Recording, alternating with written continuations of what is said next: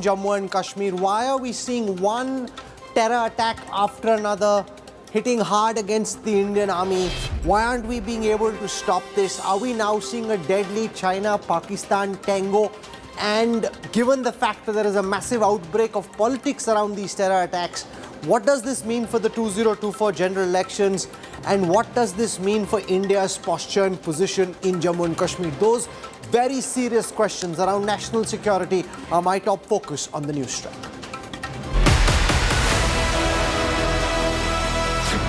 Four army soldiers shot dead. Not just any terror encounter. Third big Rajouri attack in 2023. Is Rajouri new Jammu and Kashmir terror hotspot?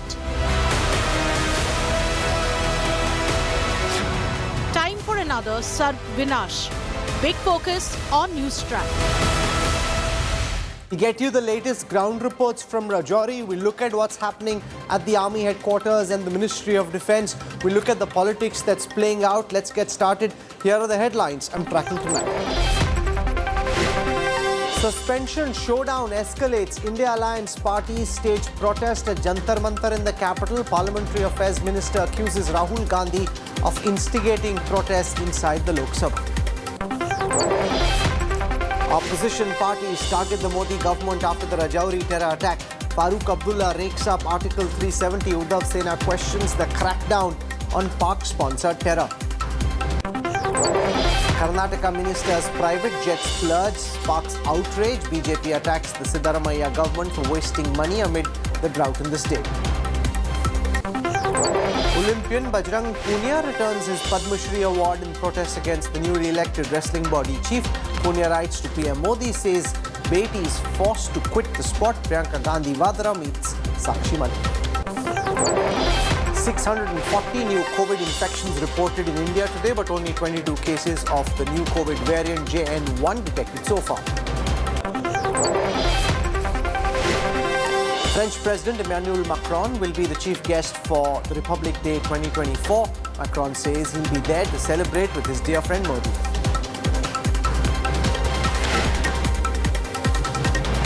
Four army soldiers were shot dead in Rajouri last night after an army convoy came under attack. But this is not just a normal, random terror encounter. This was the third attack in Rajouri just this year. Top defense sources have told India today that Pakistan and China seem to be working in tandem to revive terrorism in the Poonch sector in an attempt to deflect attention from what's going on in Ladakh. Our defense correspondent Manjeet Negi with our lead story tonight.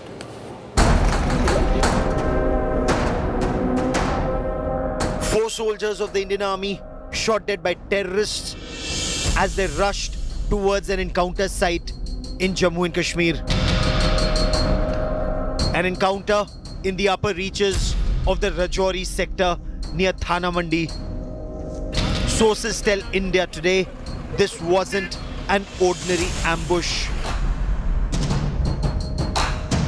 As the army responded to the initial contact with terrorists, a puppet front of Pakistan's banned terrorist organization, the Jaish-e-Mohammed, called the PAFF, took responsibility for the attack on security forces, releasing what appears to be body camera footage. There are reports that the location of the terrorists, has been traced. So that is why we can see that reinforcements are being sent. And in Indian Army, personnel are moving towards the hilltop. And the priority is to locate the terrorists and neutralize them as soon as possible. But the Rajouri incident is exploding beyond this battlefield in Thana Mandi. For starters, it's the third incident in this sector this year, where the army has suffered multiple casualties. Less than a month ago, 5 army soldiers, including 2 young officers, were killed in action not far from this encounter site. Earlier, in May 2023, 5 Army Special Forces soldiers were killed in action fighting terrorists in the same general area. 2 years ago, 9 soldiers were killed in action in 2 separate encounters in the Rajouri sector.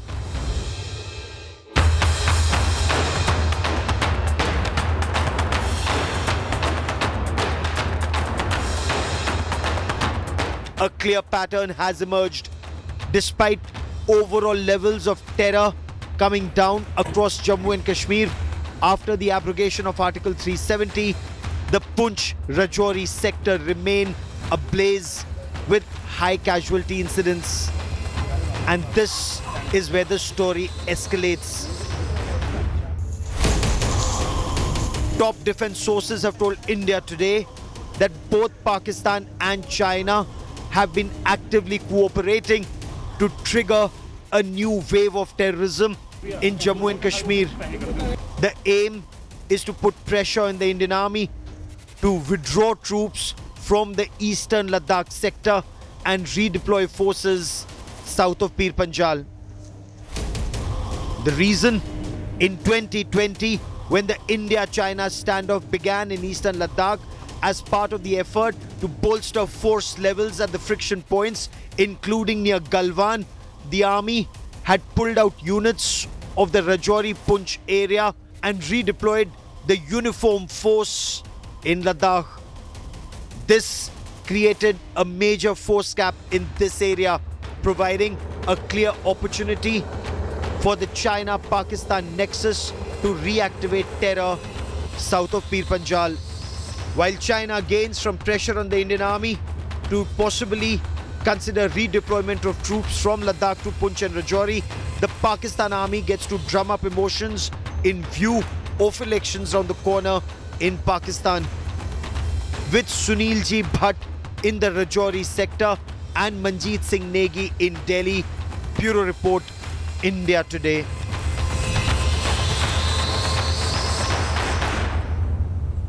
Operation Sarp Vinash was undertaken by the army to flush out terrorists during April-May 2003 in the Rajouri-Poonch belt of the Jammu region. 65 terrorists were killed that year.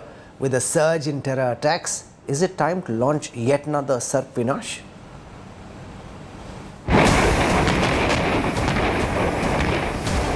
During the Kargil War of 1999, large number of troops were pulled out of the counter-terror grid in Jammu and Kashmir and pushed up on the Kargil heights to push back against Pakistani soldiers who had infiltrated all along the Mushko Valley, Dras, Kaksar, Kargil and Balalik areas.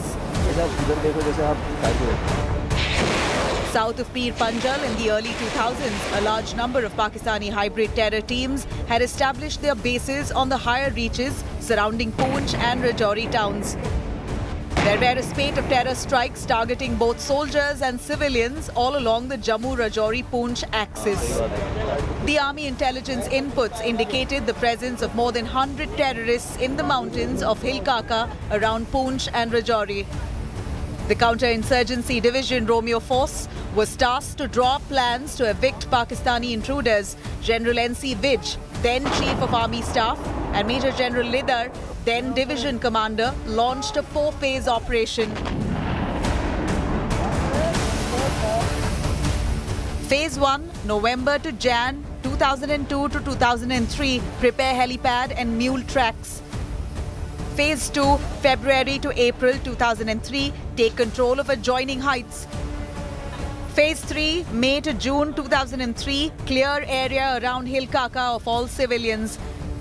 Phase 4, June to July 2003, mount main operation on Poonch Rajouri heights.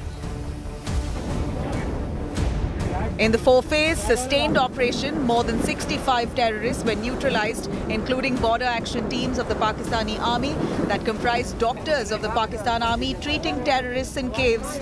The remaining terrorists fled back to Pakistan-occupied Kashmir, resulting in breaking the back of the terror outfit south of Pir Panjal.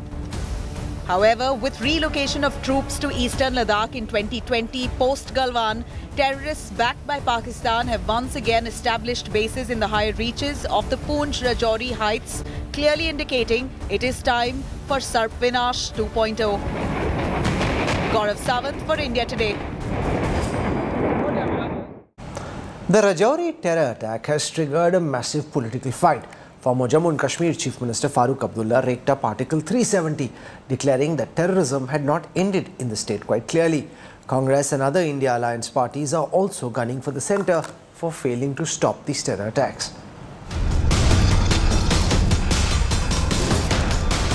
The Jaish-e-Mohammed attack on an army convoy in Rajouri has triggered a political slugfest. First to train guns on the Modi government was former Jammu and Kashmir Chief Minister Farooq Abdullah, who raked up Article 370. ये 370 जिम्मेवार है terrorism का, कहते थे ना, रियासत backward हो गई थी इनके वक्त में, है? आज भी आतंकवाद है, अभी आपने देखा कि कहाँ पहुँचे हम, आतंकवाद बंद नहीं हुआ. Congress and other India alliance members also hit out at the centre for failing to crack down on Pakistan-sponsored terror. It is very sad part, and we salute the sacrifice of those brave Jawans. But in the meantime, Mr. Amit Shah, who continues to be in a denial mode on the happenings in Kashmir, must take responsibility. कल का जो पूंछ में हमला हुआ है, ये एक प्रकार से रिपीट ऑफ पुलवामा है. पुलवामा में इसी प्रकार से हमला हुआ था. सरकार सो रही थी, आज भी सरकार सो रही है. 370 हटाने का जश्न आप मना रहे हो ना, तो ये देखिए क्या हो गया है. This year alone, there have been 13 terror incidents in Rajouri, resulting in the death of 11 security personnel. In Poonch, there have been 8 terror incidents in 2023 alone, with 5 security personnel and 15 terrorists killed. There were also protests in Jammu against the attack in Rajouri. Will India's netas unite on issues of national security and put India first? Bureau Report, India Today. Joining me now in the studios is my colleague Gaurav Sawant. He leads military and strategic affairs coverage for us. He's covered Ops Pinash 1 and understands this belt. He's travelled extensively, as has Lieutenant General Sanjay Kulkarni, who's been Chief of the Staff. He's been 14 Corps head, and he's also been DG of Infantry for the Indian Army. For political perspective, I'm joined on this broadcast by Syed Zafar Islam of the BJP, Mohan Kumar Manglam from the Congress, and for a IB intelligence perspective, I have Yashovardhan Azad, who's been former Special Director of our Intelligence Bureau. Now, Gaurav, we know that we moved a division of the Indian Army out of this area and we took those forces to the line of actual control. But is that the only reason why we're seeing so many terror attacks? Because something seems amiss in the manner in which this attack was carried out and the attacks that happened prior to this. This usually isn't the case. To be able to target the army successfully in the same region repeatedly seems to say something is terribly off. Rahul, you're absolutely right. Something is terribly off. And these wide gaps that have been created with an entire division being pulled out, the uniform force being pulled out post Galwan in 2020, it's created a huge area where between 8 to 10,000 troops have been removed, and the balance of troops are now having to patrol. If they were earlier patrolling or were responsible for a 3 kilometer or a 4 kilometer area high in the mountains, now they're responsible for 10 kilometers areas in those mountains. So there are huge gaps. And Rahul, there is a history to this. When the Kargil war happened in 1999, that's the time a large number of troops were pulled out, both south of Pir Panjal and north of Pir Panjal. Again, there were wide gaps, and Pakistan exploited those gaps. They sent in terrorists. At Hilkaka, they actually had an operation theatre at 12,000 feet altitude. Pakistani army doctors were there who were treating terrorists who were injured in fighting with the Indian army troops. So a detailed plan was drawn out. General N.C. Widge was then the army chief. General Lider was again a para commando and the div commander. So they actually surrounded all those areas. A sustained operation was mounted. That kind of sustained operations are not being seen right now. Of course, they're saying the numbers are not the same. That time, 100 terrorists had congregated in one area and they were spreading out. This time, they're saying they're about 25 to 30, but not, Sarfinash level, but at a smaller level, such operations are required. That kind of a sustained effort is not seen right now. General Sanjay Kulkarni, is it largely because we've pulled troops out of this area? These are already very high forested mountains where patrolling at any point is difficult, and if you pull some troops out, it increases the gaps. between where our forces are deployed. Is that really the only reason, or do you see some geopolitical factors as well? We're heading into election season in India. The Pakistani economy is a bit of a mess and is getting worse. And therefore, what do you make of the timing and the nature of the terror attacks that we're seeing, General Kulkarni? Rahul, multiple factors. There are multiple factors. Well, redeployment could have been one at that point of time, but obviously the troops have been made up. So all those gaps have been filled up. That is not a major problem. The second thing is we now know for sure that China and Pakistan are our enemies. We do not expect them to be behaving friendly, and therefore we must be prepared for it. Thirdly, very important, it is the proximity with the LOC and the forested area that it is. And if you look back, Poonch and Rajouri, right from the times of 1947, have been a problem. And therefore, we expect anything. But notwithstanding, for the last about 20 years or so, you can safely say that this area had been taken off. Like the entire area had been cleared of the militants over there. But now there are various multiple factors that have taken place. South of Pir Panjal, the activities have actually increased in the last about a year or so. You can say September, October, November, this year itself, the kind of incidents that have taken place. This is again primarily because the valley seems to be under control. Valley seems to be looking for development, looking for, after the abrogation of Article 370, a lot of good activities have taken place. And therefore, Pakistan's in the back foot. Pakistan seems to be thinking that if that be so, the proxy war's not working well there, let's try south of Pir Panjal. Easier to infiltrate, though thickly forested, very much easier for them. But very important is the kind of double speaks, deceitful conducts that comes out from within our own country, from various political parties who've been involved into it. I think that also has been taken advantage of, because irrespective whether South... No, but let's leave the politics aside, General. The army should be able to stop this. I mean, you're getting attacked again and again, and those attacks are successful. We'll deal with the politics in a moment, but why aren't we being able to stop this? Absolutely. Rahul, there is no denying the fact that we also need to pull up our socks. We also need to ensure that the strategy has to change, because they will do what they're doing. We have now got to ensure that despite it being forested, despite there being one track, despite the areas where you can be ambushed, we have to be very, very vigilant. Primarily, we have helicopters, we have drones, we have communication, all kinds of, we are able to monitor everything. Despite that, maybe at certain point of time, because of thickly forested area, one, secondly, the extremely bad weather, and thirdly, because days on, weeks on, months on, there are people who are logistically sustaining these militants who we all know come from Pakistan. That there is no denying the fact that Pakistan has been sending them. That is what they're supposed to be doing, because they believe in bleeding India with 1,000 cuts. If that is what their philosophy is, we have to ensure that they must not succeed, because this is where the logistic support being provided by the people over there. Now, to add to all this, now you find that the Pahadis, if they've been given the scheduled strike status, the Bakarwals and the Gujars get upset. You find in the entire this thing, you find Rajouri, Poonch being included in that delimitation with Anantnag. Some people will get. So multiple factors are operating. There's no denying the fact that China also wants de-escalation in a little manner, that there is some pull-out of troops that can take place from Eastern Ladakh. Obviously, Pakistan working as its proxy behaves the way it is behaving in south of Pir Panjal. Okay, Yashovardhan Azad, from an intelligence perspective, and I want to point this out to our viewers, that this is not a terror attack that happened very close to the line of control. This happened 10 kilometers plus, almost 12 kilometers away from the LOC. What that means is that it's not as if they just sneaked in. They'd been around for a while. They had adequate logistical bandobast for themselves where they were stationed, from where they were able to launch this attack. So it's not like they came in right before the attack. What that suggests is that maybe because of the fact that we thinned out our troops in that area, the terrorists have once again taken advantage, and now we have these entrenched terror positions which have formed, and therefore they're being able to come out, stake out, attack the Indian army and get away. What are you making of this operation where they were doing these cordon and search operations in that particular time, and to beef up the security arrangements during that time they were ambushed?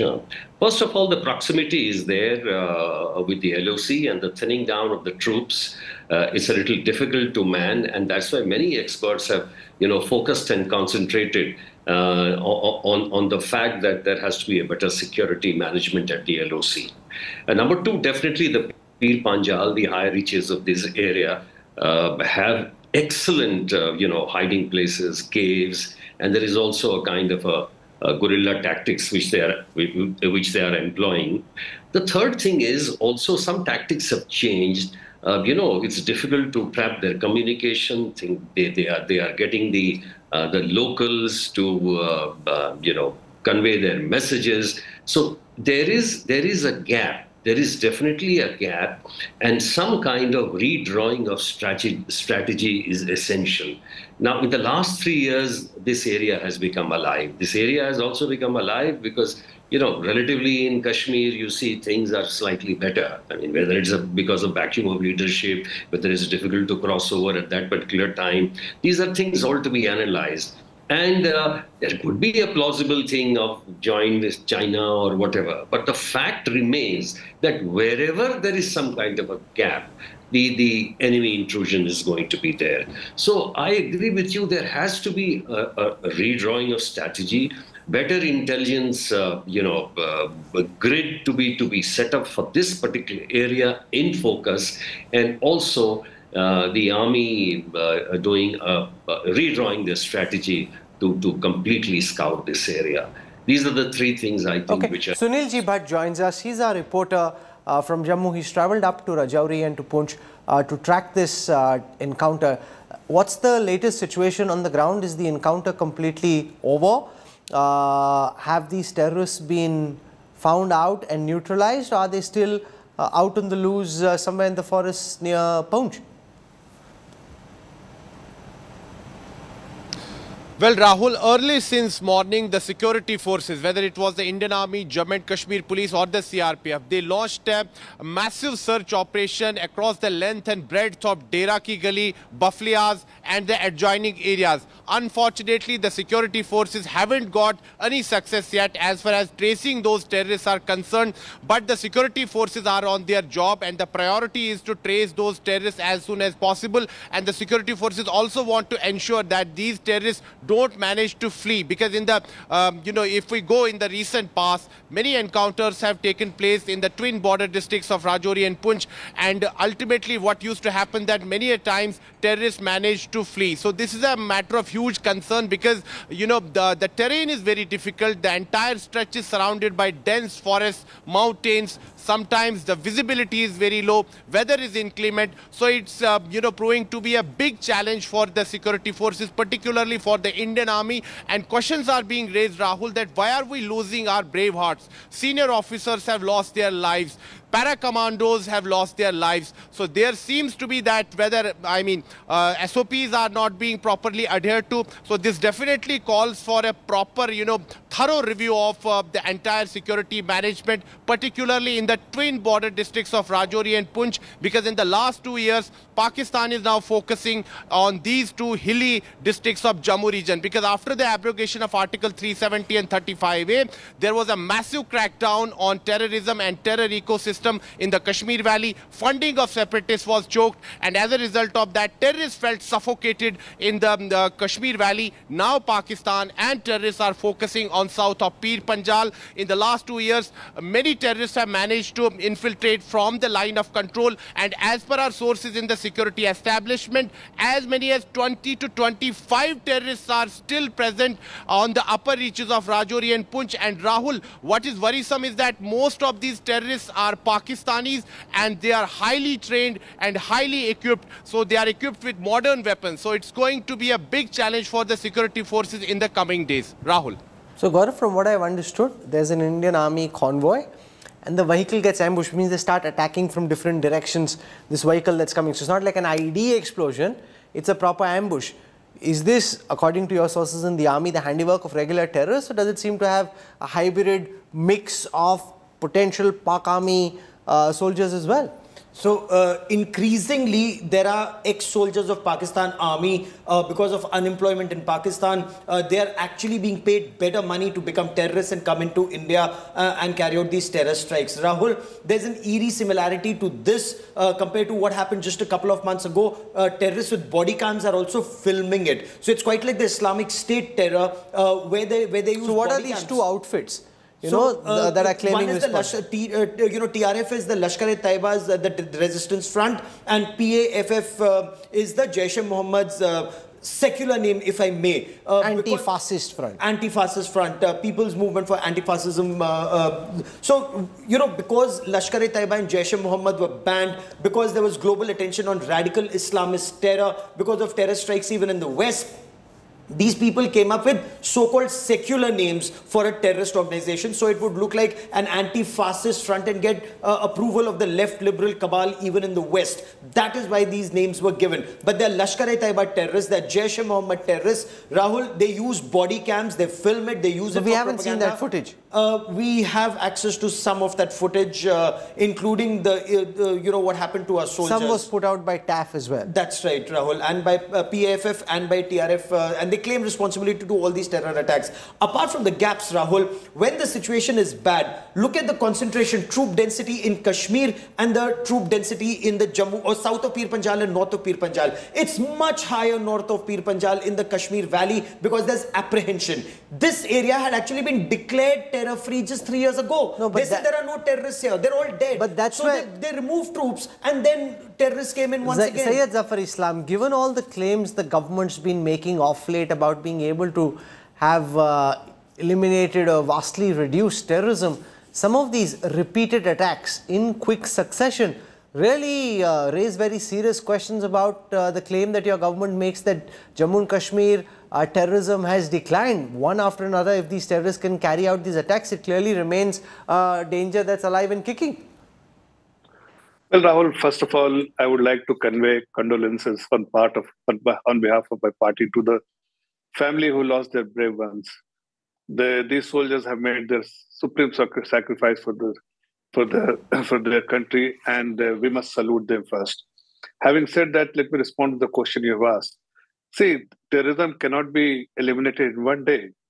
It was there for ages, last 20 years, and these terrorists were somehow been supported by the local parties there, local parties, prominent parties in J&K, and particularly I'm talking about the National Conference and the party headed by Muftis, and also being supported by the earlier UPA government.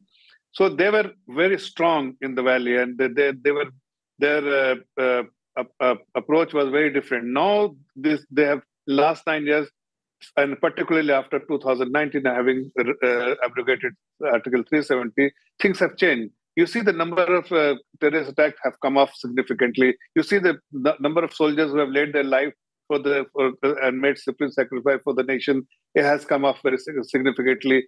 The stone pelting has come off, absolutely has become zero. It's a full stop to stone pelting. There are many things which we have seen in last 4 years, and particularly in 9 years, particularly last 4 years.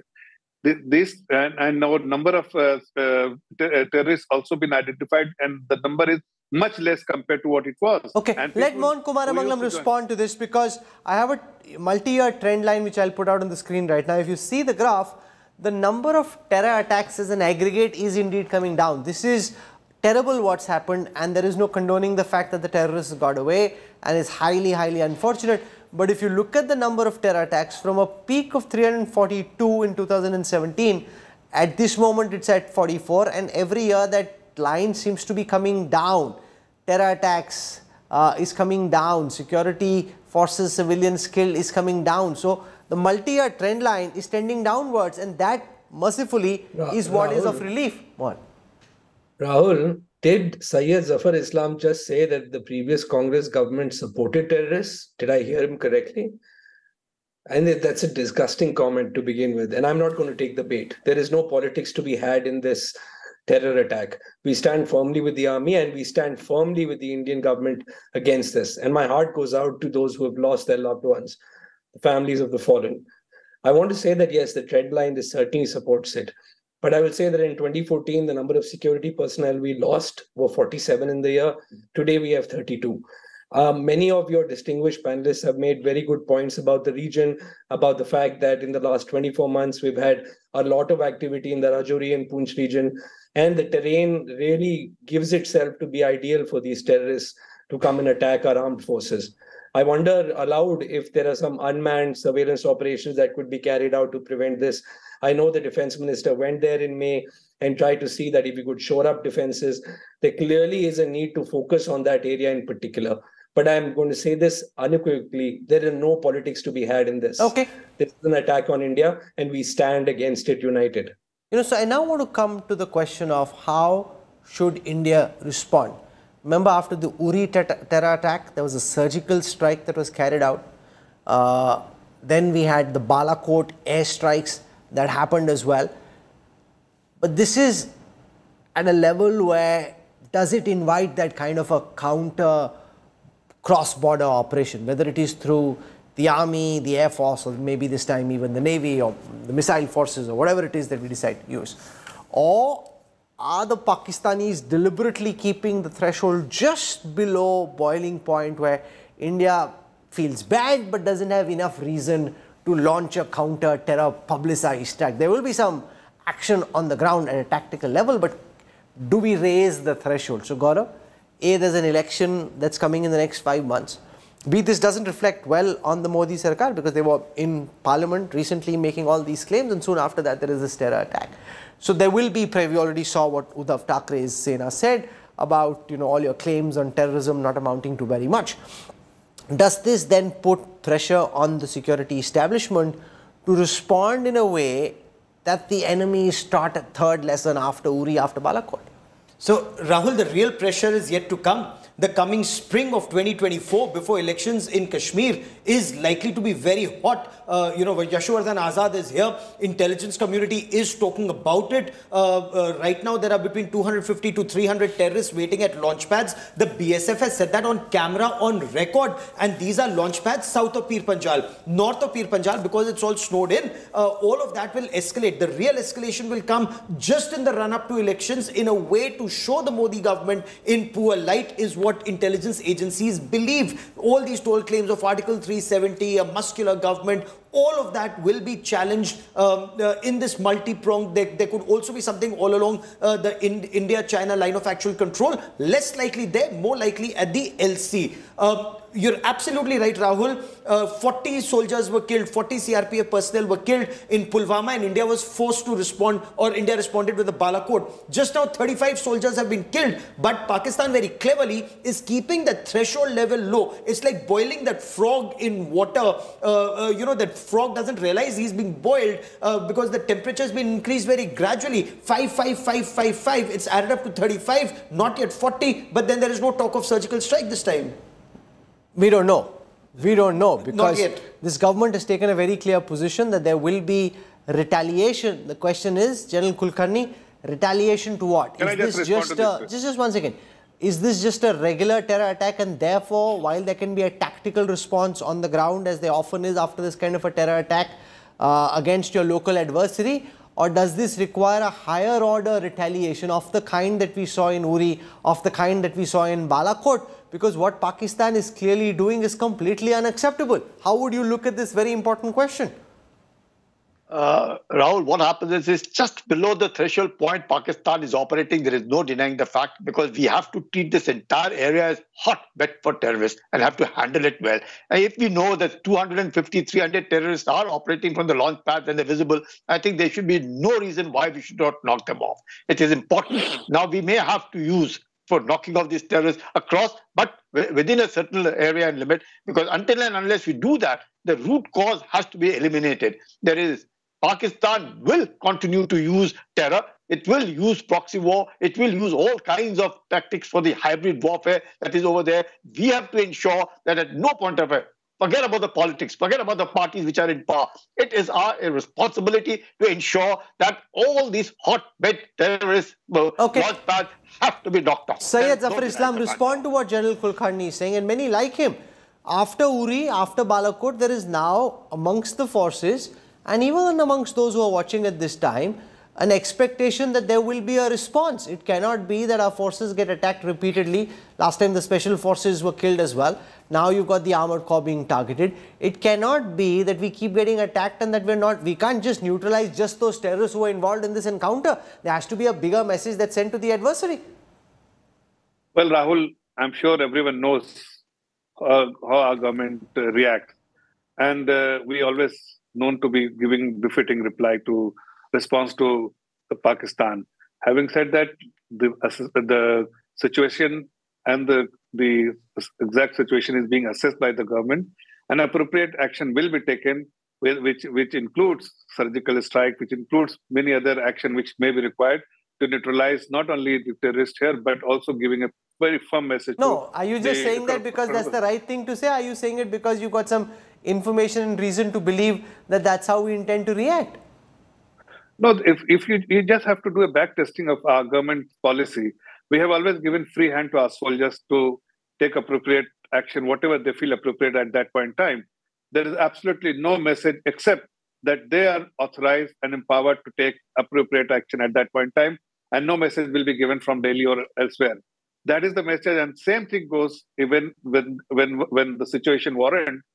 Surgical strike, air strike have been conducted, and this is something which we have demonstrated. We may demonstrate again if the government sees that Azad, the right electorally, you know what General Kulkarni is saying: smoke out the terrorists who had these pads. If you can find the pad, and whether you use rockets, you use mortars, you use depending on what force you want to use, you can find a way of attacking those terror launch pads.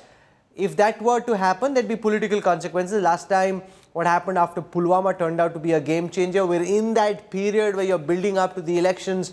Nationalism, everybody uniting behind the flag is something that potentially could help the Bharatiya Janata Party. But this is also a military problem.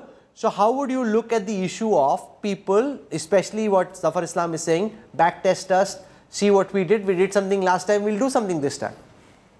I think we should refrain from any kind of chest thumping and advertising and sloganeering that we are the kings.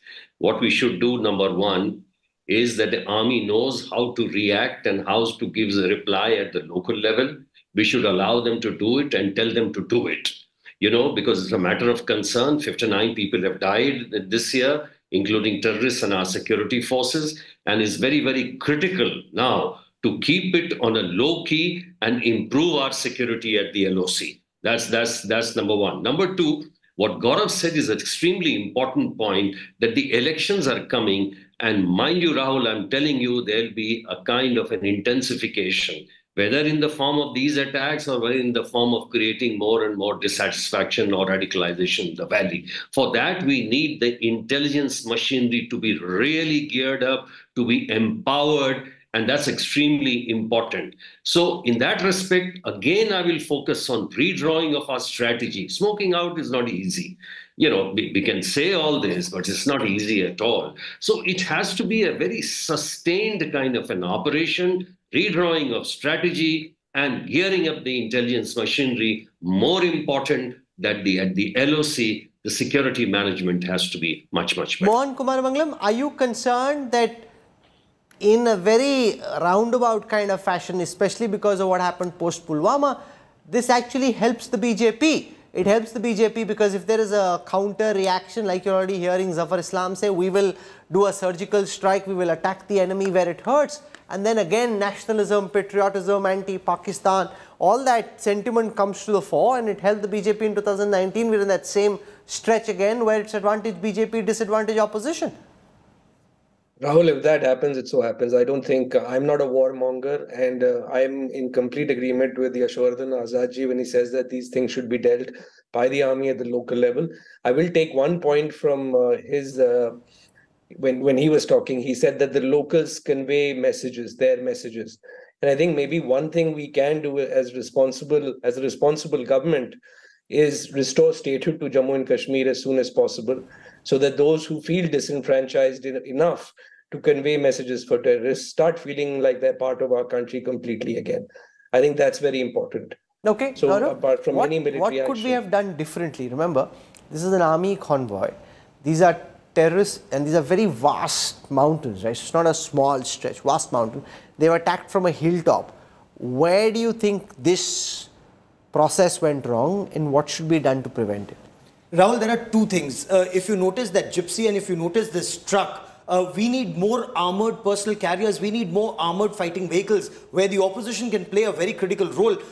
More important than restoring statehood right now is giving the army armored fighting vehicles, giving the army more bulletproof jackets and helmets. While they're coming in numbers, more are required. More night vision devices. Now, are you saying that everybody moves around instead of moving around in a jeep or a jonga, they're moving around in APCs? The moment you're going in for a look, the terrorists know your standard operating procedures now. The terrorists know they'll switch on their Thuraya or your signal intelligence will catch it. You will mount a team. There will be a contact. You will send in additional forces, and that's where they're lying in wait. They're lying in ambush. So they know your standard operating procedures. You need to change your standard operating procedures. I'm a civilian. I know their standard operating procedures. Point one. Point two, we need more armored fighting vehicles for our soldiers. They cannot be going on soft-top gypsies but that can't be changed overnight either. Which is where, so now Indian companies are manufacturing these trucks. More of these trucks need to be brought in, and that is where the opposition needs to put the government, in their crosshairs or on the mat.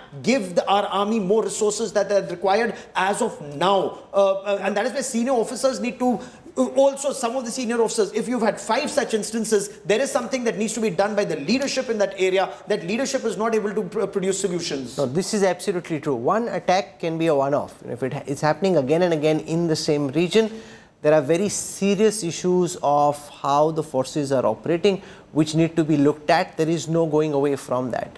And the fact also is we are heading towards elections in Jammu and Kashmir, elections nationally, and this is where the enemy also gets active. And especially given the fact that some forces were removed, a full division was removed from this region, taken to the line of actual control, suggests that Pakistan knows there's a vulnerability and an opening here, and very naturally its best friend China is also prodding them to go and poke and provoke, potentially wanting us to bring some forces back from the LAC, or at least create that pressure, that that tension in decision making. So our enemies are vigilant. Our nation and our army too needs to remain vigilant. My heart goes out to all those who were killed in this attack and their families, their loved ones. And I just hope that, we are hearing from Zafar Islam that there will be consequences. And I think there need to be consequences, because we saw that in Uri, we saw that after Pulwama. The terrorists and their handlers get a very stern message that you cannot mess with the Indian state. You cannot mess with the Indian army. That message, that fear needs to be created. It worked for a while, but then it's like the kutte ki pooch, it bounces back just as you leave it. So therefore, maybe it's time for another very stern message to be delivered. And I'm quite certain, from what I know of the Indian army, that a message will be delivered sooner than later. Whether it will be spectacular, announced, that we don't know. Uri was announced. Balakot was announced. Whether it will be tactical and on the ground, or whether it will be announced in public, we don't know. But there will be, mind you and make no mistake, consequences for what just went down in this area. Thank you to our guests for joining us. Sunil G. Bhatt and Gaurav will keep reporting on the story.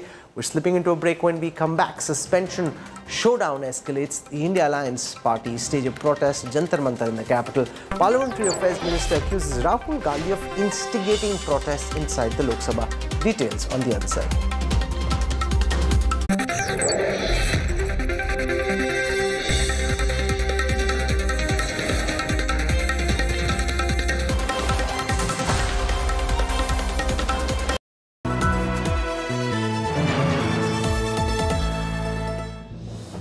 India, as you know, is a land of diversity, where countless stories are born every day.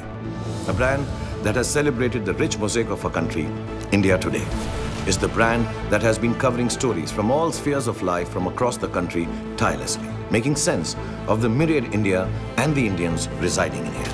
The story of India Today and the story of my latest film, Donkey, which is inspired by the phenomenal dreams and struggles of the same Indians and is a story about love and friendship filled with humor and heart. हमने मजबूरी में अपना घर छोड़ा था, वरना कोई अपना देश, अपना परिवार, अपने दोस्तों को छोड़कर क्यों जाएगा सरहदों पे गोली खाने? While my film Donkey symbolizes the struggle of many who leave home and their loved ones behind in the hope for a better life, they miss their homeland in this tough bargain. But it's their spirit that helps them carry on. India Today has been capturing the indomitable spirit of being an Indian for over 5 decades now. India Today, making sense to India, making sense of India.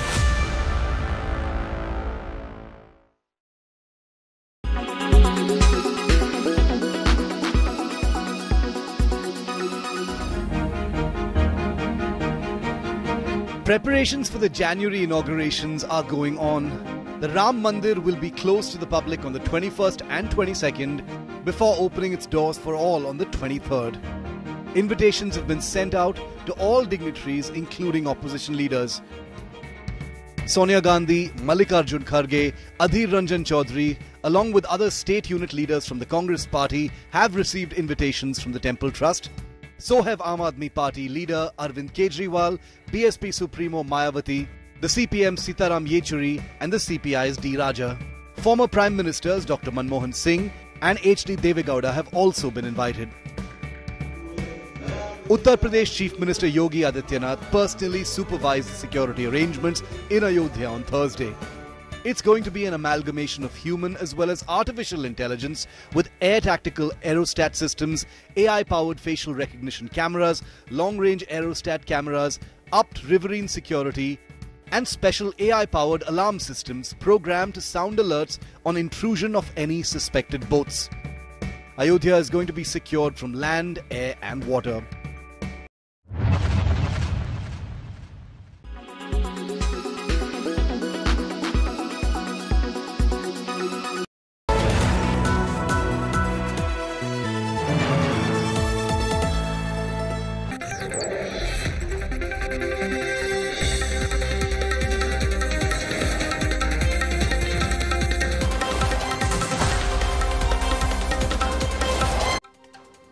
You're on board the NewsTrack. There is no end to the MP suspension showdown. Opposition parties led by the Congress staged a protest at Jantar Mantar in New Delhi, carrying placards that read "Democracy Expelled." While the opposition is accusing the centre of caging dissent, top Modi ministers have accused Rahul Gandhi of instigating parliamentary disruptions.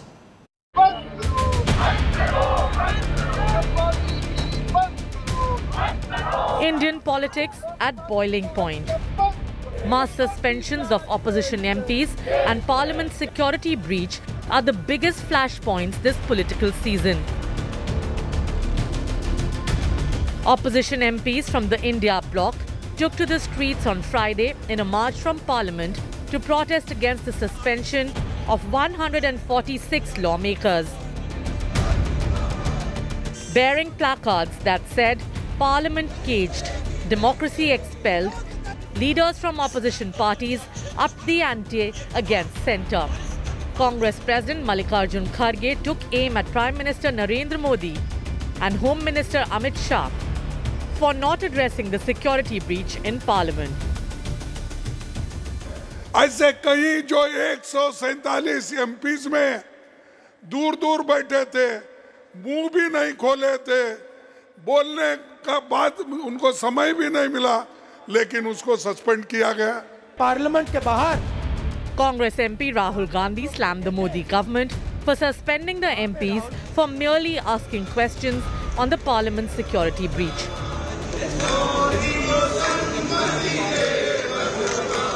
मतलब इन्होंने ये नहीं कहा कि 150 सांसदों को बाहर कर दिया, पार्लियामेंट के बाहर खड़ा कर दिया. यह सवाल मीडिया ने नहीं पूछा. क्यों किया, कैसे किया? The opposition has been rallying against the BJP, accusing the ruling party MPs of causing disruptions whenever opposition lawmakers tried to bring up the matter for discussion in the House. लोकतंत्र की मां की हत्या हो गई है. अब लोकतंत्र की मां को पुनर्जीवित करना, क्योंकि विदेश जाते हैं तो सीना ठोक के बोलते हैं मदर ऑफ डेमोक्रेसी से आया हूं. अब क्या सीना ठोकेंगे पीएम साहब? आज देश के संविधान और जनतंत्र को बचाना है, वो संकल्प लिए हैं और यही कहा कि भारत जुड़ेगा, इंडिया जीतेगा. The centre hit back at Rahul Gandhi, claiming he's backing parliament intruders. Many MPs, कुछ लोगों को हमने सस्पेंड किया शुरुआत के दिन में. बाद में सब लोग आके रिक्वेस्ट करना शुरू किया, हमको बाहर जाना है, हमको सस्पेंड करो करके. ये कांग्रेस पार्टी का लेवल है. With nearly 150 MPs suspended and bills passed without any participation by the opposition, the last parliament session of 2023 has deepened the divide between the Modi government and the opposition. Bureau Report, India Today. This is where we wrap up the news track tonight. For your time and your trust, thank you very much. I look forward to seeing you at 8 p.m. Monday evening. Till then, from all of us here, goodbye, good night.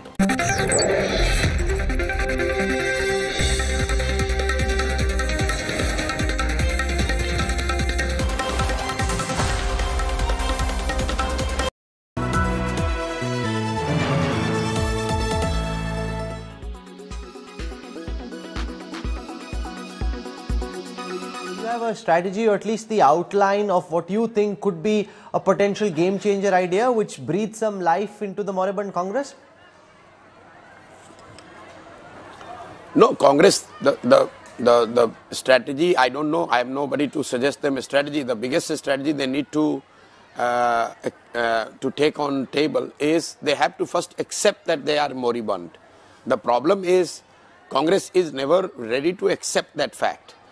Whenever I have dealt with them 2 years back, now I'm no longer dealing with them, but they simply, so long you continue to refuse and live in denial, you're not going to get better results. The problem is not that there is no better strategy to take on BJP. The problem is Congress doesn't want to accept that they are moribund and they need to do things differently.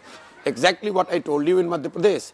BJP, despite all their might, they realized that they made mistake in Madhya Pradesh and they made the amends this time. Congress, despite the fact that they are moribund, they continue with the same strategy, same policy, same narrative, same chat, same approach. So obviously they are not going to get any advantage of it. So if I can give one piece of advice, I would say, please accept that your organization in the large part of Hindi heartland is all but dead. Unless you accept it, you cannot make corrections. That is a very important point, that accept that there is a problem, because the problem is staring you in the face. It keeps coming back to bite you, and yet the Congress at this moment doesn't seem to want to accept that. The Chief Minister of Karnataka is asking the Centre for Drought Relief Fund. The Deputy Chief Minister of Karnataka tells his own MLAs and people that there is no money left for development because all the money has been splurged on the so-called promises made by the Congress party, which they are unable to fulfill. They are increasing the prices of milk, they are increasing the prices of electricity. On the other hand, we see the ministers of Karnataka government are doing photo shoot and splurging in VVIP planes and jet planes at the cost of taxpayer money, along with the Chief Minister. This is obscene, shameful, and it only shows that Congress's mindset is to use any state it gets power in as an ATM. They did that in Chhattisgarh and Rajasthan. Now it is turn of Karnataka and Telangana.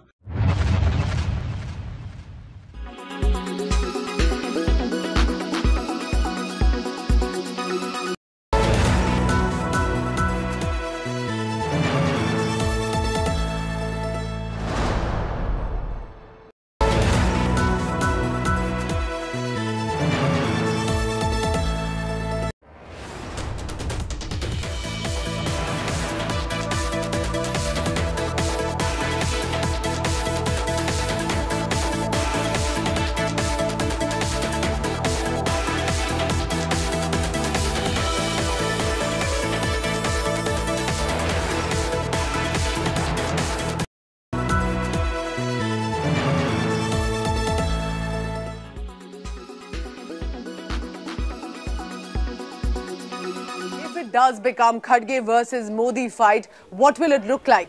Let's take a look one by one on the strengths, weaknesses and importantly the characteristics of both individuals. Prime Minister Modi on one side, remember, 73 years old, only non-Congress Prime Minister with 2 straight terms and looking at a hat-trick now.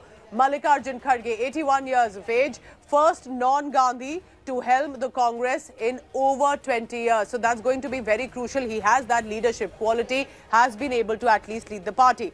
What happens with regard to when Prime Minister Modi, who stands right now having led the BJP not just at the centre, but victories one after another in the assembly states, for example, as latest as we have seen in Chhattisgarh, Madhya Pradesh and in Rajasthan. For Mallikarjun Kharge also, it is individually also, remember, he's won 10 straight elections. He's won Karnataka Legislative Assembly. He's been the Lok Sabha Member of Parliament for several years and has been now in the Rajya Sabha too. For Prime Minister Modi, he's made clearly BJP a pan-India party. He's trying to make inroads into the southern states.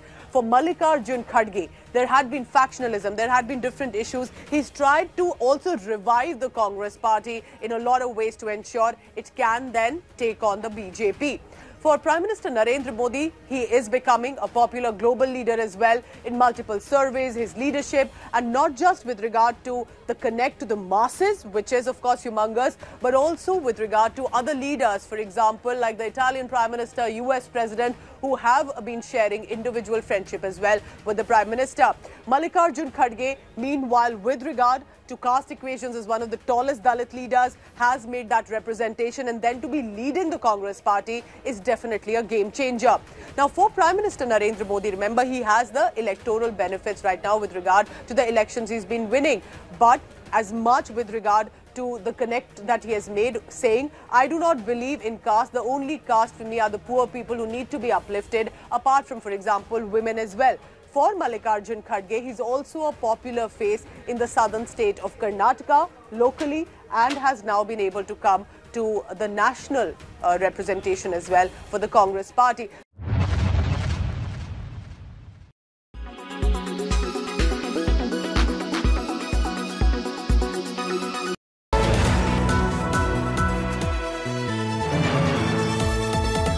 So sorry.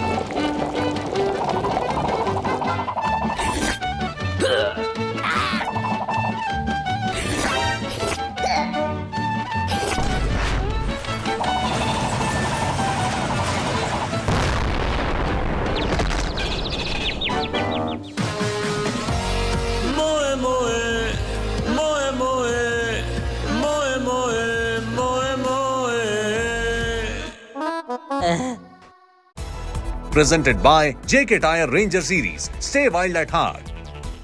Co-presented by Star Health Insurance, the health insurance specialist. Co-presented by New Kia Sonet, the Wild Reborn.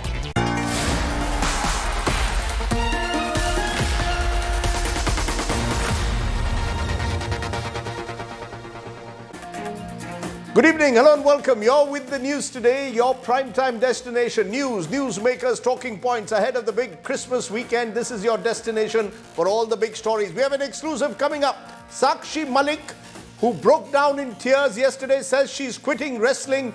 The Olympian will be joining me in a moment for her first interview since that controversy. Also, parliamentary democracy in danger or not? Union Minister Prahlad Joshi is my other exclusive guest tonight. We'll ask him all the big questions of the Parliament session. So plenty on the show tonight. But first, as always, it's time for the 9 headlines at 9. The death toll rises to 4 in Jammu and Kashmir's Rajouri terror attack. Sources say terrorists held a recce in the region before the attack. Jaish-e-Mohammad's proxy outfit claims responsibility. Opposition targets the Modi government. Olympian Bajrang Punia now returns his Padma Shri award in protest against the newly elected wrestling body chief. Punia writes to the Prime Minister, says Betis are being forced to quit the sport. Priyanka Gandhi Vadra meets Sakshi Malik. Suspension showdown escalates as India MPs stage a protest in the capital. Parliamentary Affairs Minister Prahlad Joshi accuses Rahul Gandhi of instigating the protest inside the Lok Sabha. In an exclusive interview to India Today, says suspensions had to take place. Karnataka Chief Minister Siddaramaiah proposes to withdraw the contentious hijab ban imposed during the erstwhile BJP tenure, calls hijab ban BJP's vote bank politics. Enforcement Directorate issues a third summons on January 3rd to Delhi Chief Minister Arvind Kejriwal in the liquor gate probe. Kejriwal had skipped the first two summons against him.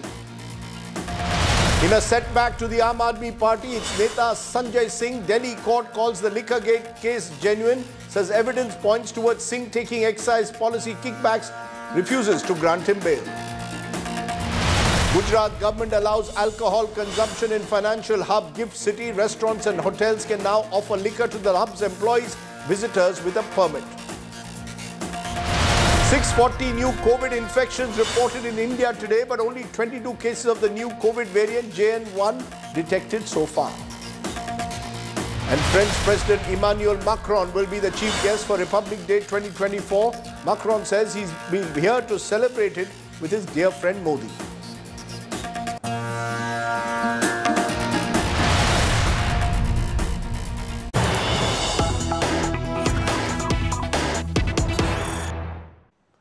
And the news that's coming in late this evening, Priyanka Gandhi Vadra, the Congress leader, has met the Olympic medal winner Sakshi Malik, who yesterday broke down in tears and said she's quitting wrestling after an associate of Brij Bhushan Saran Singh was chosen as the new Wrestling Federation of India chief. Remember, Sakshi had led the protests claiming there was sexual harassment, accusing Brij Bhushan Saran Singh of sexually harassing wrestlers. They had hit the streets earlier this year. Yesterday, she had broken down in tears. Now, that was happened yesterday. Now, Priyanka Gandhi Vadra meeting Sakshi Malik. Also, Dipinder Hooda, Haryana Congress chief, meeting her to sympathize with her. All of this coming at a time when Olympic medalist Bajrang Punia today announced that he is returning his Padma Shri after Brij Bhushan Saran Singh's loyalist was elected as the new Wrestling Federation of India chief. The wrestler has written a letter addressed to Prime Minister Narendra Modi announcing his decision and cited the denial of justice to female wrestlers as a reason. Congress leader Priyanka Gandhi Vadra also has empathized, as we said, with Sakshi Malik, who had announced her retirement in a huff on Thursday. So plenty happening there. Okay, listen in to Bajrang Punia. ये medal लेके मैं जी के करना भी चाहिए आगे जाने का जब ये दिन को देखते तो वो चुभते हैं कि भाई ये किस लिए सम्मान हमें मिला था जब हम बहन बेटियों के लिए लड़े उसमें हम सफल नहीं हो पाए तो सम्मान का मुझे लगता है मैं हकदार नहीं हूँ सम्मान का.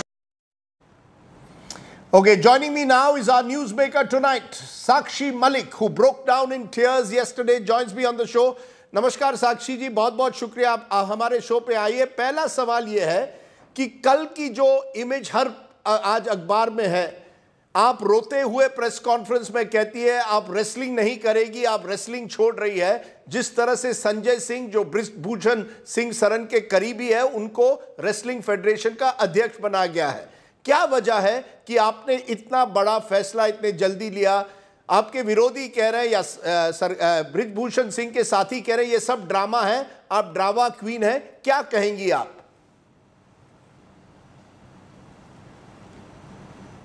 देखो सर, जैसा कि आप जानते हो कि हमारी लड़ाई ब्रिजभूषण से थी और हमारी लड़ाई ये थी कि उसका जो कब्जा है ब्रिज फेडरेशन से हट जाए. और जो हमारी सरकार से बातचीत हुई थी तो यही हुई थी कि कोई महिला प्रेसिडेंट हो कि आगे जो है वो शोषण की शिकायतें ना आए. तो सरकार ने इस चीज पे एग्री भी किया था कि हाँ हम आपकी जो है ये बात मान लेंगे.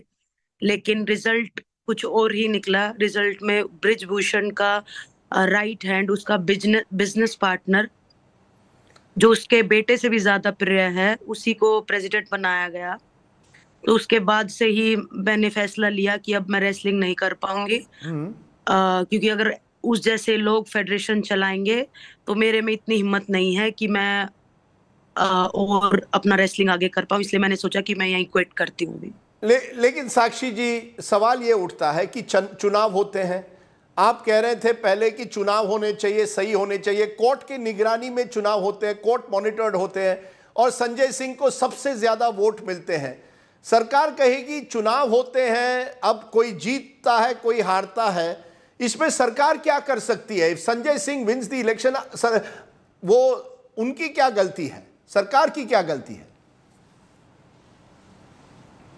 देखो, जो स्टेट है, स्टेट में उसने अपने ही आदमी बिठा रखे हैं, जो स्टेट बॉडीज हैं उसमें ब्रिजभूषण के ही आदमी हैं, तो वो जायज सी बात है, उन्हीं को वोट करेंगे। लेकिन सरकार जो है अपने लेवल पे भी तो कुछ कर सकती थी, अपने लेवल पे कर सकती थी कि हम अब की बार 50% महिलाओं की भागीदारी चाहते हैं, तो महिलाओं को वोट कीजिए। देखो, सरकार करने को तो कुछ भी कर सकती थी। देखो, पिछली जो फेडरेशन थी उसमें एक भी महिला नहीं थी। अब की जो फेडरेशन बनी है, जितने भी पद हैं आप चेक कर लीजिए, एक भी महिला नहीं है। क्या हमारा महिलाओं का इतना भी अधिकार नहीं है कि हम, और जो कि हम बराबर के मेडल देते हैं, मैंने भी रेसलिंग में मेडल दिया, और भी हमारी लड़कियां जो हैं रेसलिंग में बहुत सारे पदक जीत रही हैं, पदक लेके आ रही हैं, तो क्या महिलाओं की भागीदारी नहीं होनी चाहिए? सर मैम, आपकी बात अपने आप में जायज है कि महिलाओं को ज्यादा भागीदारी होनी चाहिए इन फेडरेशंस में, लेकिन मैडम चुनाव हो गए, साक्षी जी तजुर्बे हुए, कोर्ट ने उन चुनावों को मॉनिटर किया, अब सरकार ऐसे इसको कैसे रिवर्स कर सकती है? वर्ल्ड रेसलिंग फेडरेशन ने भी इन चुनावों को माना है, अब सरकार कैसे दखल देगी? क्योंकि साक्षी मलिक कह रही है नहीं, मुझे संजय सिंह नहीं चाहिए। देखो, हमें कुछ नहीं पता। जब हमने सरकार से बातचीत रखी थी तो हमसे कमिटमेंट हुई थी कि आप अब आगे प्रोटेस्ट को रोक देंगे और आपकी सारी बातें जो है हम मान लेंगे। हमारी मांग जो थी वो हमने रखी थी, और वो पूरी तरीके से कमिटेड थे कि हम महिला प्रेसिडेंट बनाएंगे, और जो है आपस में दोनों की कमिटमेंट हुई थी, और इसीलिए हमने समझौता किया था, अपना प्रोटेस्ट खत्म किया था इसी वादे के साथ। लेकिन वो जो है वो कल पूरा नहीं हुआ है। अगर क्रोनोलॉजी देखूं, शुरुआत में जब आपने ये प्रोटेस्ट शुरू किए थे तब आपने कहा था कि आप चाहती हैं एफआईआर फाइल हो सेक्सुअल हैरेसमेंट का ब्रिजभूषण शरण सिंह पर, दिल्ली पुलिस नहीं फाइल कर रही है। आपने प्रदर्शन किए, एफआईआर फाइल हुआ, फिर चार्जशीट भी हुई, आपने कहा चार्जशीट नहीं हो रही है, चार्जशीट भी हुई, फिर एक कमेटी भी बैठी थी जिसमें मैरी कॉम थी, अलग अलग नुमाइंदे थे जिन्होंने आपकी बात सुनी। ये सब होने के बाद अब आप क्या चाहती है? क्योंकि एक ये भी नैरेटिव चल रहा है कि आप डिक्टेट करना चाहती है कि जो आप ही कहेंगी वही होगा। किस तरह से जब आप देखती है, जब सरकार के कुछ लोग हमें कहते हैं कि ये रेसलर्स जो हैं डिक्टेट करना चाहते हैं, इनका डिक्टेटर एक तरह से डिक्टेशन चल रहा है, ये धमकियां दे रहे हैं हमें। देखो, हम कोई डिक्टेट नहीं कर रहे कि कैसे चलना चाहिए। हमारी सिर्फ यही मांग थी कि हमारी फेडरेशन अच्छे से चले और कोई भी शोषण ना हो, बच्चों को उनका पूरा अधिकार मिले, पहलवानों को पूरा अधिकार मिले। हम कोई डिक्टेट नहीं कर रहे, और ना ही हम किसी लालच में बैठे थे कि या फेडरेशन के किसी पद के लिए बैठे थे कि हमें कोई फेडरेशन में पद चाहिए। हमारी मांग इतनी सी थी कि ब्रिजभूषण से जुड़े हुए आदमी फेडरेशन में ना आए। साक्षी मैम, ये भी कहा जा रहा है कि आप राजनीति कर रही है। आज भी कुछ कांग्रेस के नेता आपको मिले, दीपेंद्र हुड्डा, अभी हमने तस्वीर दिखाई, प्रियंका गांधी वाड्रा अभी आपसे मिलकर आ रही है। क्या ये लड़ाई जो है कहीं ना कहीं रेसलर्स बनाम ब्रिजभूषण सिंह के बजाय अब बन गई है कांग्रेस बनाम भाजपा? कितना सही है ये? नहीं, ये बिल्कुल ही सरासर गलत है। देखो, अभी जो प्रियंका जी हैं और दीपेंद्र जी हैं वो हमारे घर आए मिलने, तो हम किसी को मना नहीं कर सकते कि आप क्यों आ रहे हो, वो उनका पर्सनल वो है। हमारे प्रोटेस्ट पे भी बहुत सारे नेता आए, हमें सपोर्ट कर रहे हैं। आज हम दुखी हैं, अगर हमें कोई सपोर्ट करने आ रहा है तो इसमें प्रॉब्लम क्या है? तो कल कोई अगर भाजपा का नेता आ जाए, प्रधानमंत्री आपको फोन करें, तो आप उनसे भी मिलेंगी? सर दरवाजे खुले हैं, आज मेरे घर में आए हैं प्रियंका जी, दीपेंद्र जी मेरे घर आए हैं, मेरे दरवाजे खुले थे। और कल कोई भाजपा का नेता होगा, वो भी अगर सपोर्ट के लिए आएगा तो दरवाजे खुले हैं सर। ये जो कहा जा रहा है कि आप शायद हरियाणा, साक्षी मलिक चुनाव लड़ेंगी हरियाणा से कांग्रेस टिकट पर, क्या ये अफवाह है? ये बिल्कुल गलत है? नहीं सर, अभी ऐसा कोई ऐसा फैसला हमने लिया नहीं है। और अभी जो मेरे साथ कल हुआ है, मैं उसी के अभी दुख में हूँ और इसको निकलने के लिए मुझे थोड़ा टाइम चाहिए। तो अभी के लिए ऐसा कोई डिसीजन मैंने लिया नहीं है। पर आप रूल आउट नहीं कर रही है कि हो सकता है अगले साल चुनाव है हरियाणा में, आप चुनाव लड़ सकती हैं या बृजभूषण सिंह को टक्कर दे सकती हैं? देखो अभी के लिए नहीं बता सकती, लेकिन आगे आने वाले फ्यूचर में क्या पता क्या करना पड़ जाए, लेकिन हाल फिलहाल मैं मनाही कर रही हूँ। यह भी कहा जा रहा है साक्षी जी कि आप और अन्य रेसलर जो हैं वो चाहते थे डायरेक्ट एंट्री इनटू ओलंपिक्स, आप क्वालिफायर्स नहीं करना चाहती थी, ये भी मामला उठा और एक क्वालिफायर में आप खुद हारी थी। क्या ये भी प्रचार है कि आप लोग जितने भी रेसलर्स प्रदर्शन कर रहे थे वो चाहते थे direct entry into Olympics without trials? मैं आपको एक बात बता दूं, जब मेरा ओलंपिक के लिए क्वालिफाई मैं हो रहा था तो बृजभूषण ने दूसरी कंट्री में मेरी ट्रायल कराई थी क्वालिफिकेशन से 4 दिन पहले। और आप ये बातें अब वो बोल रहा है कि हम बिना ट्रायल्स के जाना चाहते हैं। कोई उससे क्वेश्चन पूछ के देखे कि मैं इंडिया में फर्स्ट आके गई थी, सिलेक्शन ट्रायल्स में मैं फर्स्ट आई थी, और दूसरे कंट्री में जाके जिस लड़की को मैंने इंडिया में हराया उससे मेरी ट्रायल्स कराई जा रही हैं। किस रीजन? और उसका रीजन एक बार आप उनसे अगर इस क्वेश्चन का आंसर अगर ले लोगे तो मैं मान जाऊंगी।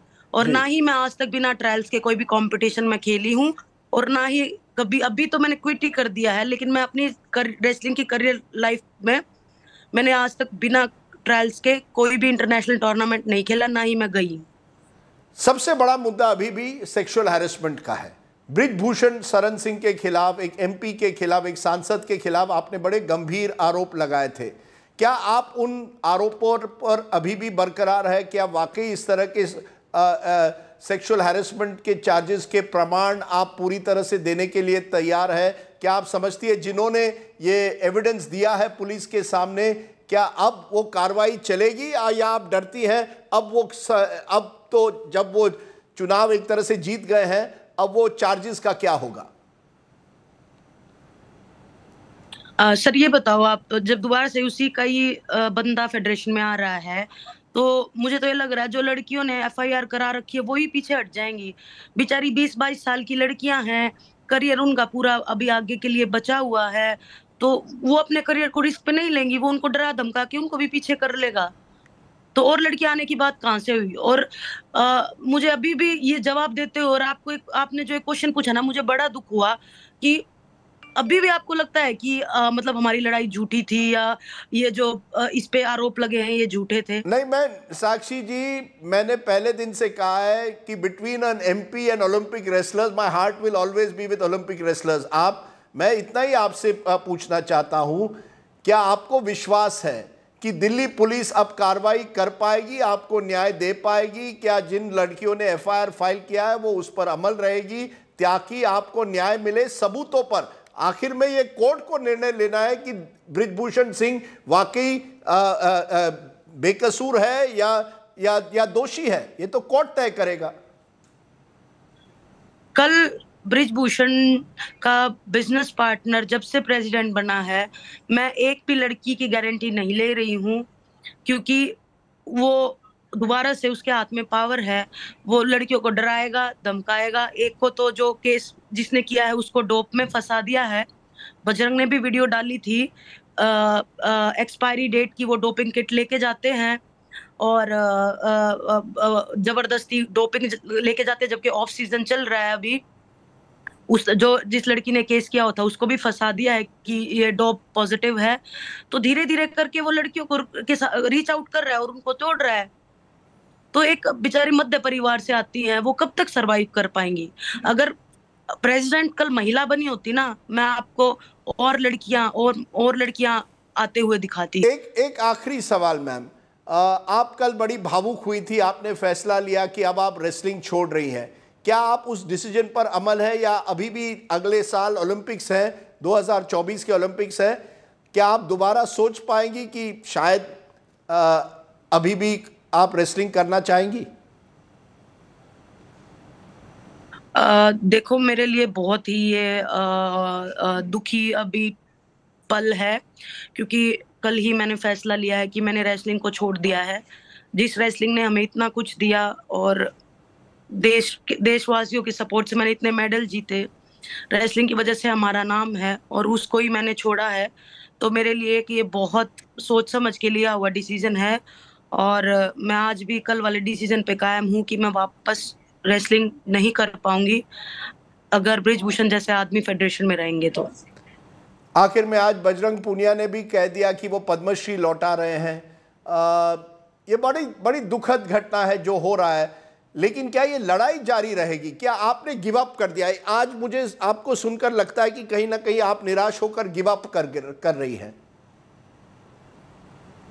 देखो, हमने तो अपनी पूरी ताकत लगाई है लड़ाई लड़ने के लिए, लेकिन ये लड़ाई हमने अपनी पूरी ताकत लगाई लड़ाई लड़ने में, लेकिन जो आने वाले जो हमारा फ्यूचर है, जो लड़कियां हैं, शायद उनको लड़नी पड़ेगी। हम तो जीत नहीं पाए, लेकिन अगर ये शोषण लगातार ऐसे ही चलता रहा तो आगे वाली लड़कियां फिर से लड़ाई लड़ेंगी, और क्या पता हिम्मत ही ना बने लड़ाई लड़ने की। तो क्या साक्षी मलिक हार गई?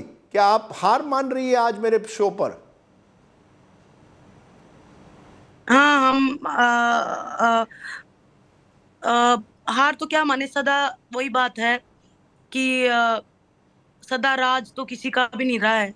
ठीक है, आज वो चिल्ला के बोल रहा है कि दबदबा है और दबदबा रहेगा, तो ये है कि पूरा मतलब इतने लंबे समय तक किसी का राज नहीं चला है। राज पलटता है, बुराई हारती है, अच्छाई जीतती है। तो एक ये समय भी आएगा कि हमारी रेसलिंग फेडरेशन में अच्छे आदमी बैठेंगे, और जो है लड़कियां खुल के खेल पाएंगी, खुल के अपनी बात रख पाएंगी। एक आखिरी सवाल मैम, क्या कहीं ना कहीं आप निराश इस वजह से है कि ज्यादा एथलीट्स ने आपका समर्थन नहीं किया? कि हमारे बड़े बड़े क्रिकेटर्स हो, उन्होंने आपका समर्थन नहीं किया। क्या अगर वो समर्थन करते आपको ज्यादा ताकत मिलती मैम? देखो, बड़े बड़े एथलीट्स में आप किसको काउंट कर रहे हो? नीरज चोपड़ा से बड़ा आज के दिन हमारे देश में कोई, मुझे नहीं लगता कोई खिलाड़ी है। एक ओलंपिक स्पोर्ट का खिलाड़ी नीरज चोपड़ा है, और नीरज चोपड़ा ने भी हमारा सपोर्ट किया है। दूसरा Olympic gold medallist Abhinav Bindra ji, उन्होंने हमारा सपोर्ट किया। 2 इंडिविजुअल ओलंपिक गोल्ड हमारे देश में है, दोनों ने सपोर्ट किया, और इससे ज्यादा सपोर्ट का क्या? इसके बावजूद भी अगर हम नहीं अपना ये जो है प्रोटेस्ट ये नहीं जीत पाए, तो अब इसीलिए हमने, वही मैं बात कह रही हूँ कि हमने अपनी लड़ाई पूरी दिल जान से लड़ी है, और हमने पूरी कोशिश की है, लेकिन ये लड़ाई जारी है। हमारे बाद और बच्चियां आएंगी और वो आएंगी, शायद उनमें हिम्मत हो कि वो दोबारा लड़ाई लड़े। साक्षी मलिक जी, मैं आपको एक चीज़ आज कहना चाहता हूँ। आपने देश का नाम बहुत रोशन किया, आप मेडल जीती है, आप हमारे लिए एक हीरो हैं, हीरोइन हैं, और आप लड़ते रहिए, क्योंकि जब तक आप जैसे लोगों की आवाज़ सुनाई नहीं देगी, तब तक मुझे लगता है जो सत्ता में लोग होते हैं, जिनके पास पावर होती है, वो झुकेंगे नहीं। तो आप लड़ते रहिए। I wish you all the best. रोना नहीं मैम, लड़ते रहिए। Thank you so much Sakshi Malik for joining me there and answering all my questions. Thank you.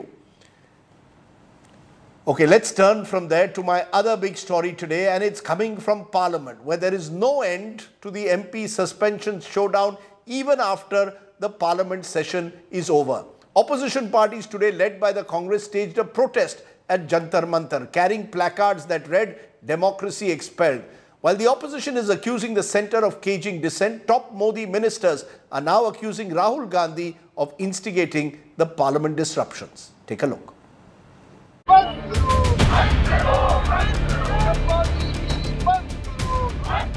Indian politics at boiling point. Mass suspensions of opposition MPs and Parliament security breach are the biggest flashpoints this political season. Opposition MPs from the India bloc took to the streets on Friday in a march from Parliament to protest against the suspension of 146 lawmakers. Bearing placards that said, "Parliament caged, democracy expelled," leaders from opposition parties upped the ante against centre. Congress President Mallikarjun Kharge took aim at Prime Minister Narendra Modi and Home Minister Amidst for not addressing the security breach in Parliament. ऐसे कई जो 147 MPs में दूर दूर बैठे थे, मुंह भी नहीं खोले थे, बोलने का बात उनको समय भी नहीं मिला, लेकिन उसको सस्पेंड किया गया। पार्लियामेंट के बाहर Congress MP Rahul Gandhi slammed the Modi government for suspending the MPs for merely asking questions on the Parliament security breach.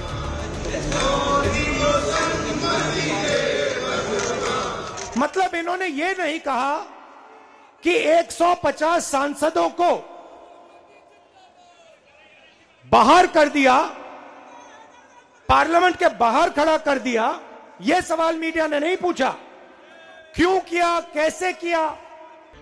The opposition has been rallying against the BJP, accusing the ruling party MPs of causing disruptions whenever opposition lawmakers tried to bring up the matter for discussion in the House. लोकतंत्र की मां की हत्या हो गई है। अब लोकतंत्र की मां को पुनर्जीवित करना, क्योंकि विदेश जाते हैं तो सीना ठोक के बोलते हैं मदर ऑफ डेमोक्रेसी से आया हूं। अब क्या सीना ठोकेंगे पीएम साहब? आज देश के संविधान और जनतंत्र को बचाना है, वो संकल्प लिए हैं और यही कहा कि भारत जुड़ेगा, इंडिया जीतेगा। The centre hit back at Rahul Gandhi, claiming he's backing parliament intruders. Many MPs, कुछ लोगों को हमने सस्पेंड किया शुरुआत के दिन में, बाद में सब लोग आके रिक्वेस्ट करना शुरू किया, हमको बाहर जाना है, हमको सस्पेंड करो करके। ये कांग्रेस पार्टी का लेवल है। With nearly 150 MPs suspended and bills passed without any participation by the opposition, the last parliament session of 2023 has deepened the divide between the Modi government and the opposition. Bureau Report, India Today.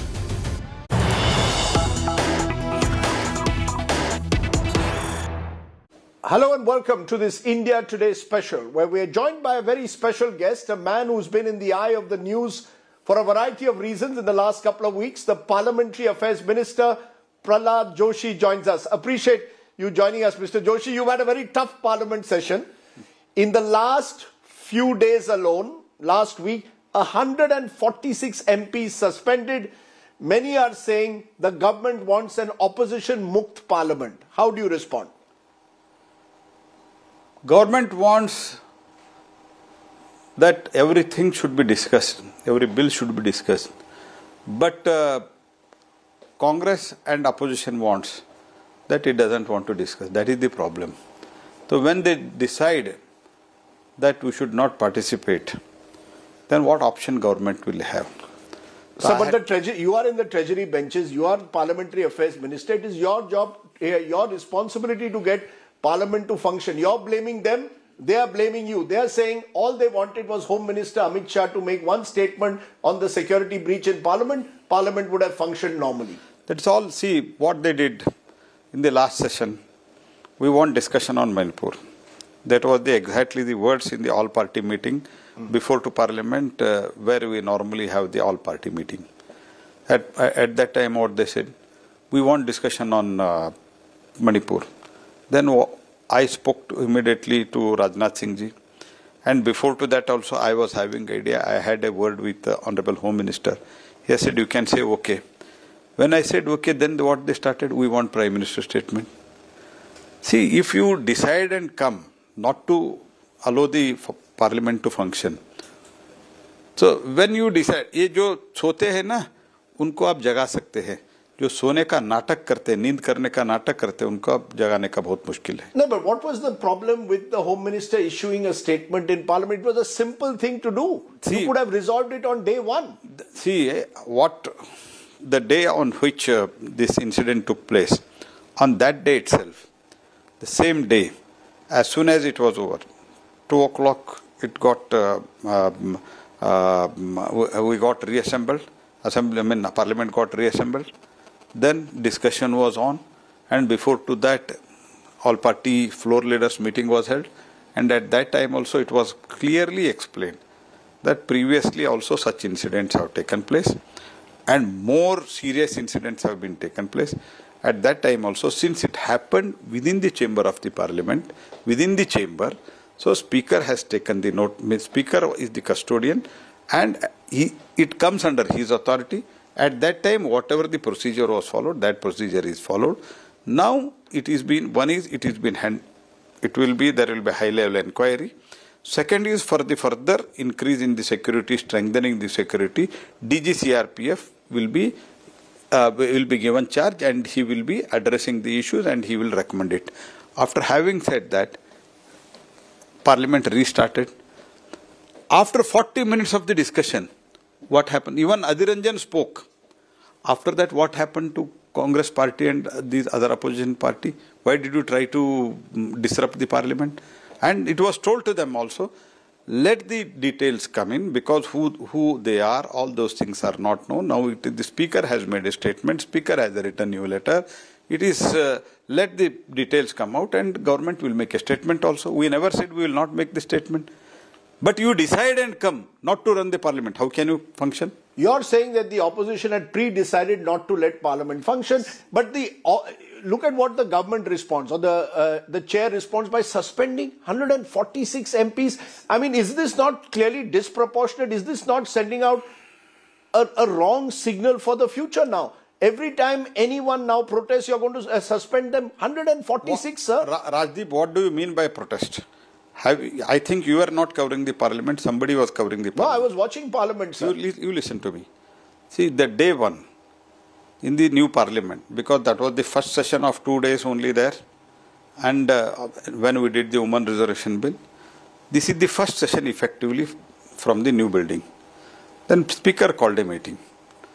Under the leadership of, presidency of the Speaker, and in other house with the chairman, of course, all parties sat together and he made a request.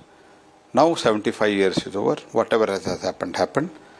So you please cooperate, and nobody should bring the placard, and as far as possible you avoid the disruption, but at least placard is clearly banned.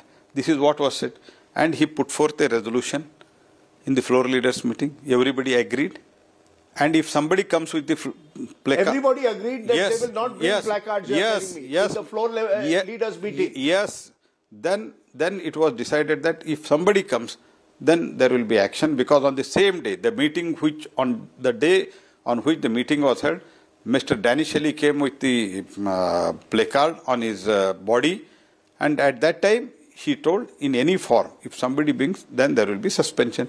Everybody agreed. And 4 or 5 days, not 4 or 5 days, almost up to 18th, if my memory goes right, 18th was the incident. From 4th to almost 18th, 12th, everything went on well. There was a discussion, and even on that day also, discussion started. Ashwini Vaishnav piloted the bill, and after that 40 minutes, आपको कोई कहीं से direction मिलता है, आप तुरंत आके आप disrupt करते हैं. But why suspend? Then my point is, Rajdeep, aren't there other ways in which you can start a dialogue between the government and the opposition? What many of us who have been observing Parliament feel that there is a complete absence of any kind of dialogue. There is no samvad. It is, you have your position, they have their position, and there seems to be no meeting ground. I mean, surely there could be some way in which you could find a meeting ground, sir, between the two sides. Are you telling me it is impossible to work with the opposition? No. Who said there was no samvad? If you work on a perception, I can't reply. I can reply to the questions. See, we requested them. After first day, we suspended 13 MPs as per the agreement. Then we told them, please do come, let us have a talk. And Speaker had also called, do have a meeting, then you decide that. Hereafter at least we will not bring the placard, let us discuss everything, we don't have any problem. And there are so many bills, and out of that, around 12 bills which we are supposed to pass from that day to till the end, out of 12 bills, more than 5 bills are of the Home Ministry. You can discuss anything. We are open for the discussion. You will be clubbed, but assure that we are not going to bring the placard. But what they wanted that after this result of this election, Parliament is functioning so smoothly. Everybody, some of the MPs of the Congress party and other party, they were expressing also, इतना smooth चल रहा है ऐसे, ये क्या Parliament है? तो mentality देखो जी. तो तब दे डिसाइड किया कि पार्लियामेंट नहीं चलना, क्योंकि दे वांटेड टू डाइवर्ट, ये हार का बदला लेना चाहते थे.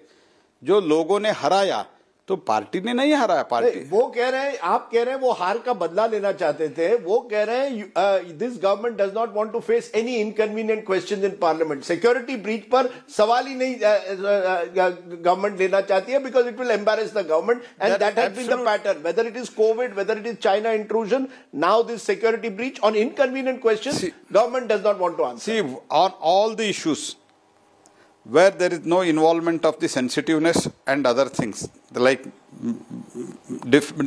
military and security affairs, everything we were ready and we are ready. Who say, they only asked Manipur. Then did we not discuss on the Manipur? Then they asked economy, discussion on the economy and unemployment. Did we not reply on that? What they are talking and how they are behaving, you please try to let them analyze themselves. No, so then explain to me, Mr. Minister, the 17 Lok Sabha is almost coming to an end. It has seen the least number of sittings in terms of overall. I know you had 2 years, a year went because of COVID, so that was one restriction. But overall, the number of adjournments, number of disruptions have been at an all-time high. And therefore, Parliament has functioned also for the fewest days. Is that not something worrying as an observer, as someone who's been an MP for so many years, that it almost seems from the outside Parliament has become dysfunctional, sir? No, it is really a worrisome factor. There is a continuous disruption without any proper, reasonable cause also. There is a disruption. It is most unfortunate. But we are trying our best to convince them, and we have also told that anything we are ready, any subject we are ready for the discussion. And even on the China and other things, whatever needed statement was there, we have made the statement. And so, but bills are being passed without discussion. Budget was passed without the proper discussion. The criminal procedure code this week was passed without discussion. So many MPs suspended. It almost seems at the moment that we are heading towards, according to the critics, single party democracy. What about multi-party democracy? Rajdeep, first you withdraw the word that without discussion. Budget was passed through a voice vote? No, please listen to me, no? Sir. When you ask the question, sir, you need to listen also, no? Please. So, you first of all, yesterday's discussion, how many hours it was discussed? And in the BAC, what they demanded? We said 4 hours each, 3 bills, 12 hours, and discussion goes together. They said, we want 15 hours. We said, 15 hours, okay, no problem. And yesterday, it was discussed. At around 2 o'clock we started, 8:30 it was ended. And other parties also discussed, our party also discussed. And as far as these 3 bills are concerned, these 3 bills, whatever the consultation, whatever the overall stakeholders consultation, itna consultation, charcha, kisi bill mein shayad nahi hua hai.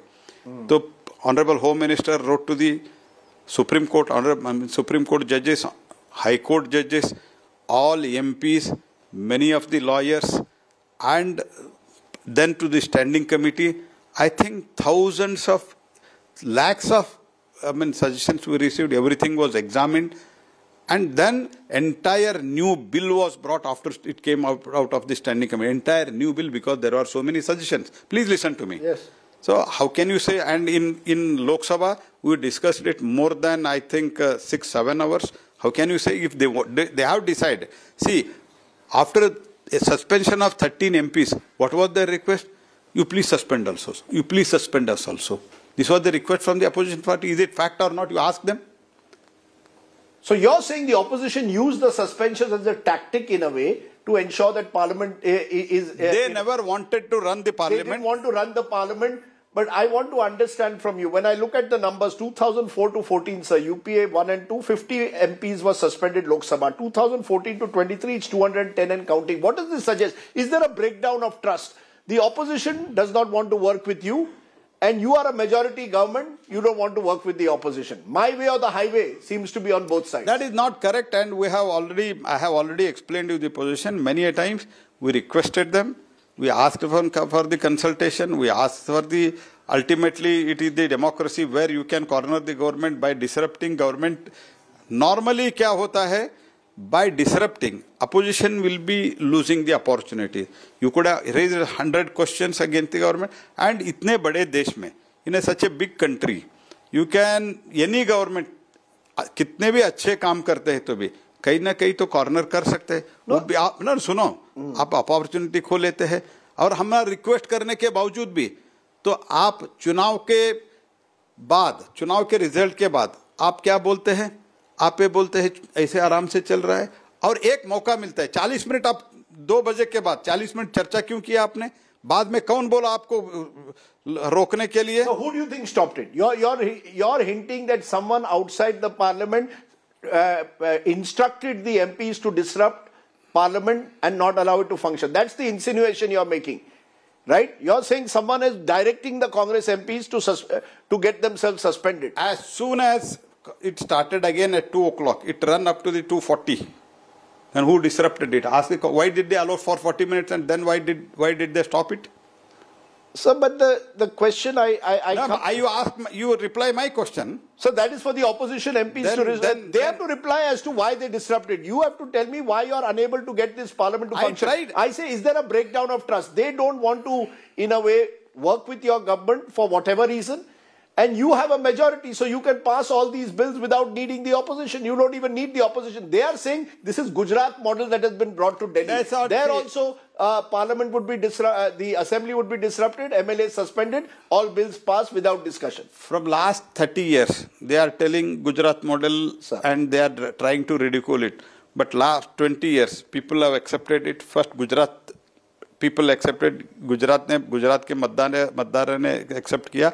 अभी देश ने accept किया है और तीसरी बार भी accept करने जा रहे हैं। यही प्रॉब्लम है उनका तो पेन जो है, अभी जो सर्वे रिपोर्ट आया है 5 राज्यों के चुनाव का नतीजा जो आया है, इसके बारे में उनका बहुत ही असुविधा हो रहा है, वो तो थोड़ा uncomfortable हो रहा है। वो uncomfortable का कारण है they do not want to run the parliament. Could someone have picked up a phone, maybe even the Prime Minister, spoken to leaders or senior leaders of the opposition and said, look, let's get Parliament to function. This is not sending out a right signal.